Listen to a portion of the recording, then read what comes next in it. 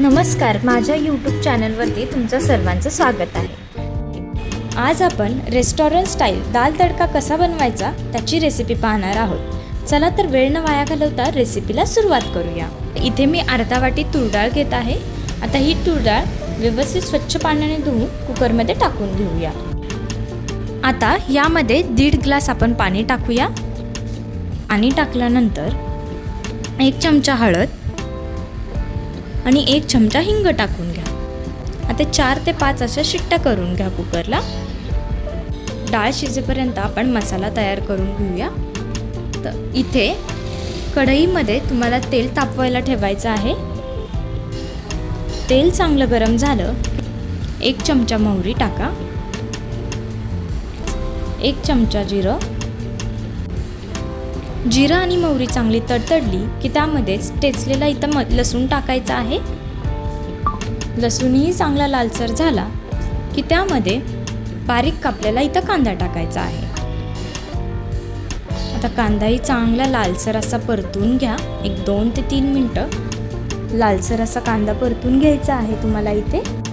आता यामध्येच बारीक कापलेला तुम्हाला टोमॅटो टाकायचा आहे। आता टोमॅटोलाही चांगलं परतून घ्या 2 ते 3 मिनिटं। आता तुम्हाला छोटा 1 चमचा लाल मिरची पावडर, 1 चमचा धनिया पावडर, 2 चमचा इथे तुम्हाला कांदा मसाला टाकायचा आहे। त्यानंतर आता हे सगळे मसाले चांगले परतून घ्या।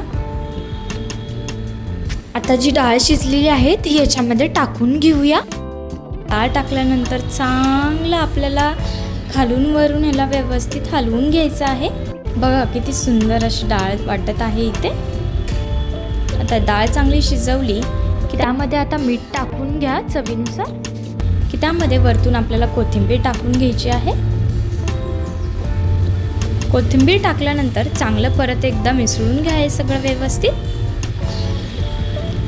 त्यानंतर आपल्याला डाळीला तडका द्यायचा आहे। मध्ये तेल गरम करायला ठेवा। चांगलं गरम झालं की त्याच्यामध्ये 1 चमचा जिरं टाका। जिरं चांगलं तडतडलं की त्याच्यामध्येच बारीक कापलेला लसूण टाकायचा आहे इथे आपल्याला। आणि चांगला थोडासा लालसर झाला की त्यामध्येच 2 बेडगी मिरच्या, त्याच्यानंतर 1 चमचा इथं लाल मिरची पावडर टाकायची आहे।